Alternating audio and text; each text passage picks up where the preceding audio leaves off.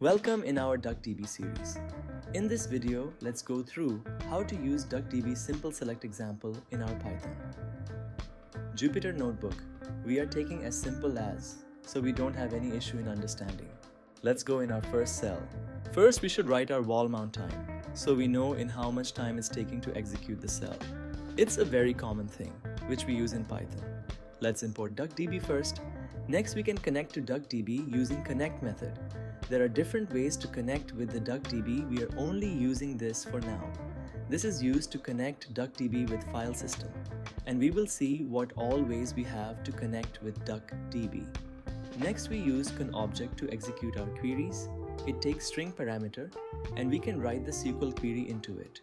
We will be using select queries to find how it works with over the billion records with DuckDB. Let's write the select trip distance, store and forward flag, total amount.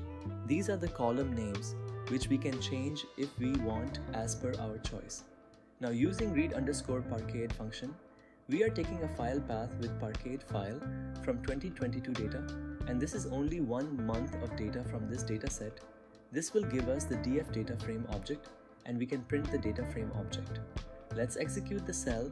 As you can see, we have results available, and we are also printing the results. It took only milliseconds to run this. As you can see, we are using Simple Mac M3 with 16 GB laptop. Let's go in our next cell. Now we are increasing the data size, and we will be taking more than the month data. Let's take 1 year or 12 months of data in this cell. Let's import DuckDB first. Next, we can connect to DuckDB using connect method. There are different ways to connect with the DuckDB. We are only using this for now. This is used to connect DuckDB with file system, and we will see what all ways we have to connect with DuckDB. Next, we use conObject to execute our queries. Let's write the select trip distance, store and forward flag, total amount. These are the column names which we can change if we want as per our choice. Now using read_parquet function, we are taking all of the 12 months of the parquet files from 2022 folder. This will give us the df data frame object, and we can print the data frame object. Let's execute the cell. As you can see, we have results available, and we are also printing the results. It took only 8 seconds to run this. Let's go in our next cell. Now we are increasing the data size, and we will be taking all 11 years of data from New York yellow taxi data. Let's take 11 years of data in this cell. Let's import DuckDB first. Next, we can connect to DuckDB using connect method. There are different ways to connect with the DuckDB. We are only using this for now.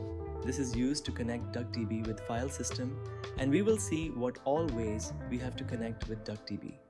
Next, we use conObject to execute our queries. Let's write the select trip distance, store and forward flag, total amount. These are the column names which we can change if we want as per our choice. Now using read_parquet function, we are taking star into year folder and star again for months, means all years and all months of data as star. This will give us the df data frame object, and we can print the data frame object. Let's execute the cell. As you can see, we have results available, and we are also printing the results.